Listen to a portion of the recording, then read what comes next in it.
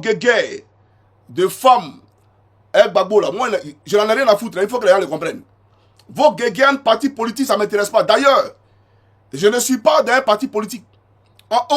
Aucunement. Je ne fais pas partie d'un parti politique.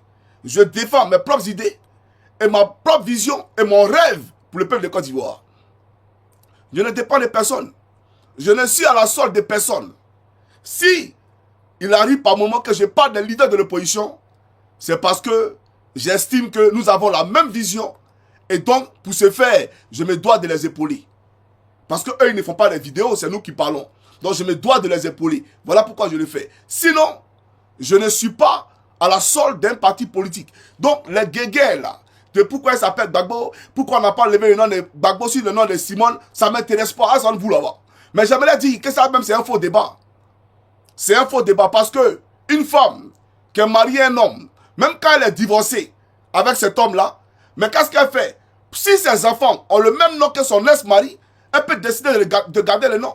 Aucunement ça fait de cette femme une femme qui partage le quotidien sentimental ou amoureux de son ex-mari. Donc c'est un faux débat. C'est un faux débat.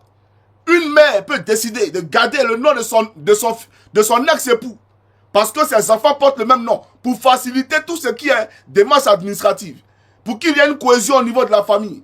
Donc ça là, c'est un oxymoron, c'est un faux débat, un débat puéril, un débat creux. Donc, elle s'appelle Gbagbo, elle peut le conserver, c'est pas un débat. Ça, il ne rentre pas dedans. Voilà. Mais c'est son droit de le conserver.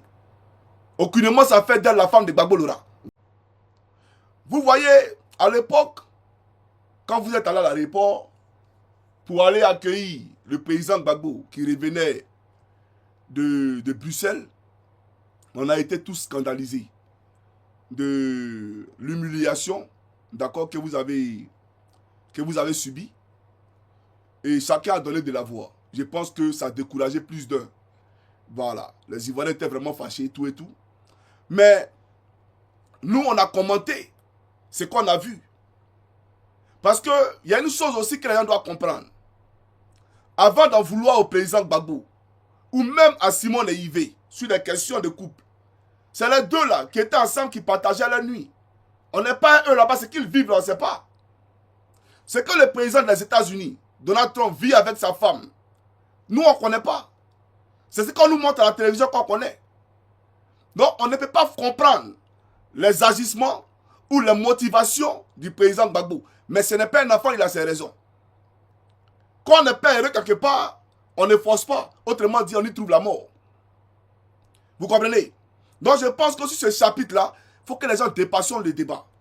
Parce que moi-même, Johnny, mais je me suis séparé d'avec ma première femme. Pourquoi on ne m'en tient pas rigueur? Pour dire non, non, non, non, non. Et il faut laisser elle impérativement. Pourquoi?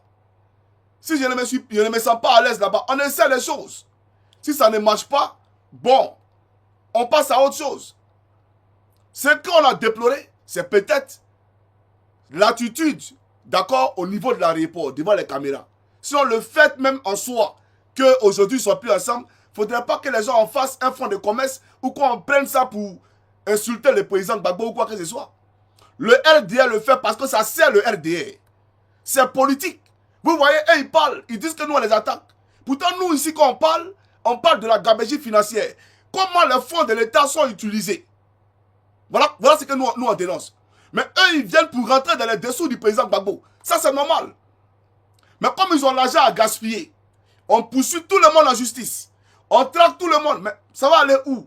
Moi, je ne comprends pas. Donc, c'est pour dire, le RDR, quand ils le disent là, eux, c'est le droit. Par exemple, quand tu es au RDR, tu as le permis de descendre les culottes des gens. Tu as le permis d'insulter les autres. Sans être inquiété. Mais quand tu es du mauvais côté de l'histoire, automatiquement, là, tu as un problème avec eux. On te met sur le courroux de la République. Vous comprenez? Donc, le président Gbagbo est libre de laisser Simone Yvé. Comme elle est libre de laisser Gbagbo Laurent. Si elle n'est pas heureuse, bon, si elle était battue par le président Gbagbo, qu'est-ce que vous en savez? Si lui aussi, il était battu par cette dame, qu'est-ce que vous en savez? S'il lui parlait, qu'elle n'écoutait pas, ou elle faisait à sa tête, qu'est-ce que vous en savez? Vous n'en savez rien. Parce qu'une femme, peu importe son statut, peu importe ce qu'elle représente, mais elle reste une femme. Dans le foyer, là, ce qu'elle vit là, vous ne vivez pas. C'est lui seul qui vit ça. Donc ce débat-là, il faut le dépassionner. Voilà. Parce que ceux qui parlent là, Vous venez dire pourquoi Gbagbo a été avec temps, pourquoi il n'a pas laissé. Vous-même là, pourquoi vous n'êtes pas laissé vos premiers gars? Vos premiers copains là, fallait laisser à eux. Si lui doit laisser à elle. Donc, chers amis, il faut qu'on arrête. Vous comprenez? Voilà. Maintenant, nous, on va commenter politiquement. C'est qu'elle a dit là, c'est de ça que moi je parle. Donc, au-delà d'avoir partagé la vie du président Gbagbo, de lui avoir donné de merveilleux enfants, il reste quand même comment on appelle ça, un partenaire politique, un homme de gauche comme vous, avec qui vous avez défendu des valeurs pendant des années et des années.